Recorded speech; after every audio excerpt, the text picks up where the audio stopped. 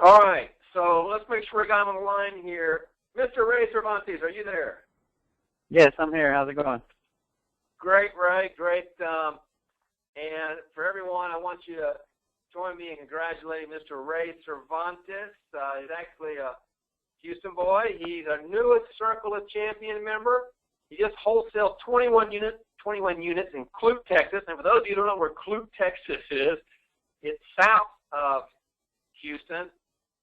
It was Ray's very first real estate deal, and he made $21,000 on the wholesale. So congratulations, Ray. Thank you. And also, I want to thank you for taking the time to speak to everyone here about your deal. I know you and I have spoken. It's a pretty cool deal. And I've prepared a few questions, Ray, just in the form of a PowerPoint, just to kind of lead the discussion. But I want you to feel free to, go off script, ad-lib on anything you think is important. If you don't want to answer a question, that's absolutely fine as well. But I just know that everybody appreciates hearing from people when they close their first deal. So is that fair enough? Yes, it is. All right. Well, first of all, let's start off here. Here's the money.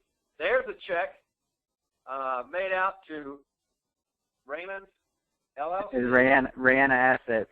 That's my daughter's name, actually. That's cool. Raina Asset. I love that. Is this who you're doing it for, your daughter? Yes.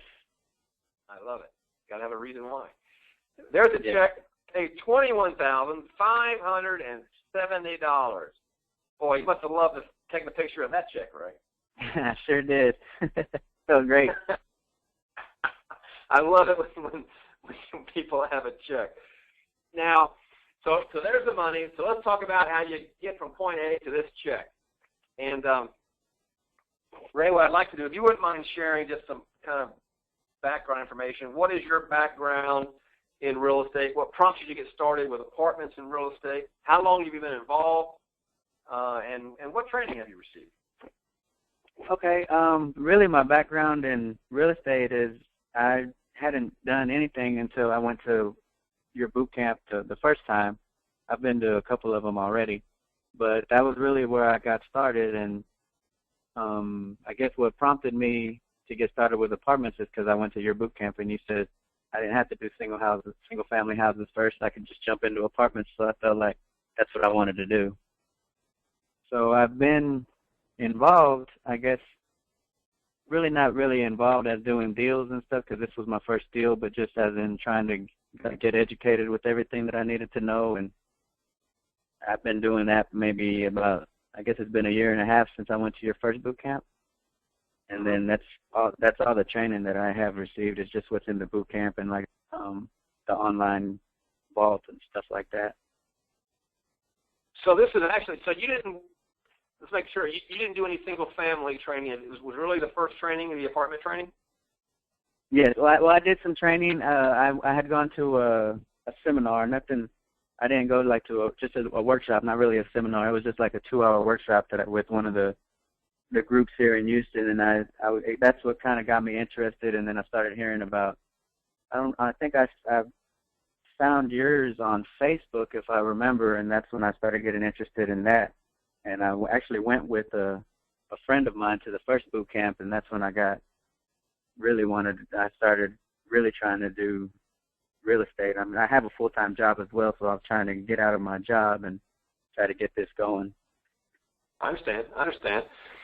Well, I just put up, here's a picture, some pictures of the property. This is 21 units, and it looks like it's those two buildings, Ray, is that correct? Yes, it's those two buildings, and then in the far, at the end of the parking lot, they have the office for the manager and actually one more building. And there are two 10-unit buildings and then one unit with the manager's office as well. Okay, all right, I see it down there at the end on that bottom photo. So let's get into the deal. So how did you find this property? And when you did find it, Ray, what was the situation with it? What was the opportunity, and how did you pursue it? Okay, I found it as through the seller generator that I have for the apprentice program. They mailed out postcards on my behalf, and it was just a guy that called me back from one of those postcards, and I answered the phone, and he was just interested, and he really didn't. He said he didn't have to sell. He was just he was just like fishing around to see what he could do. And I actually spoke with my coach, and we went over it. I got all the financials from him, and then I talked to Ernie about it, and we offered $523,000 was what we offered on the property. And the funny thing is that he counter offered me at $500,000, so he saved me $23,000. But he just said he just said that he wanted to, if I could give him a check for $500,000, that he'd be willing to sell. And that's really how that was really how that was all the negotiation we did. It was really straightforward. He just told me, hey, if you can come up with $500,000, I'll sell it. When you first spoke, when he first called in from that postcard, did he have an ask price? Did he have any kind of price he was asking for before he dropped to $500,000? Yes, at first he was asking $600,000. The first offer price was $600,000, and I had set up an offer, which the all cash offer, which was the lowest amount, was $523,000.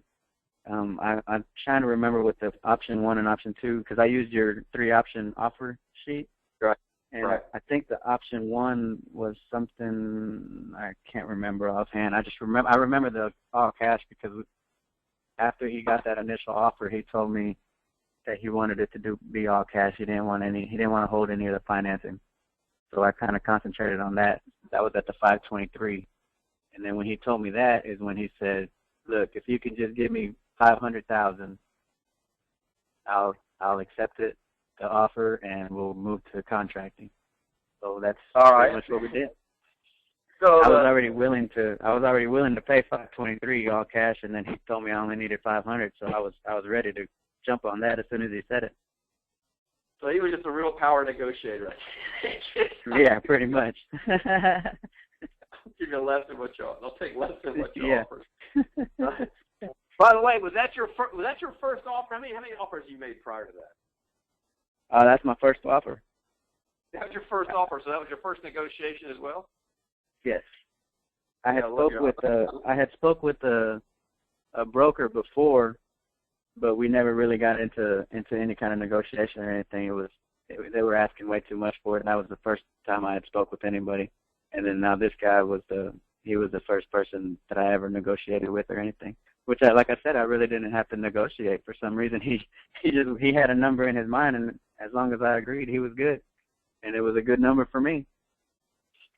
I love your batting average. All right, so now you got the property under contract. So now you want to find a buyer so you can wholesale your contract. So share with us, how did you find your buyer? What price were you selling it at? How was negotiation on the buyer side of the formula? Okay, we had I had drawn up the executive summary, put it out on the buyer generator. Y'all had put that out for me, and I also put out a link on one of my Facebook sites, one of the groups that I'm in Facebook. Yeah.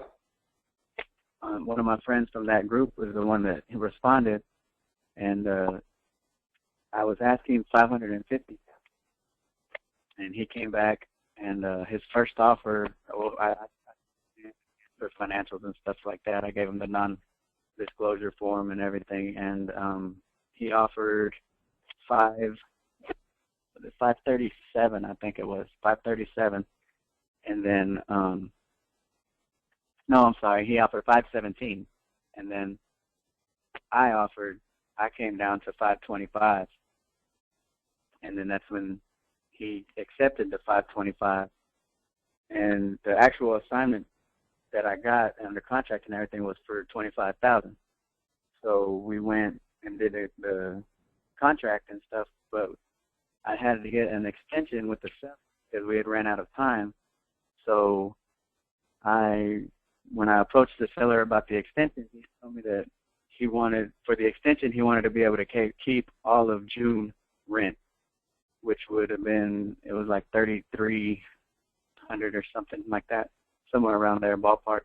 And that I had approached my buyer about that, and he said he didn't want to he didn't want to give up that much on the rent. I mean, it was actually should be his money.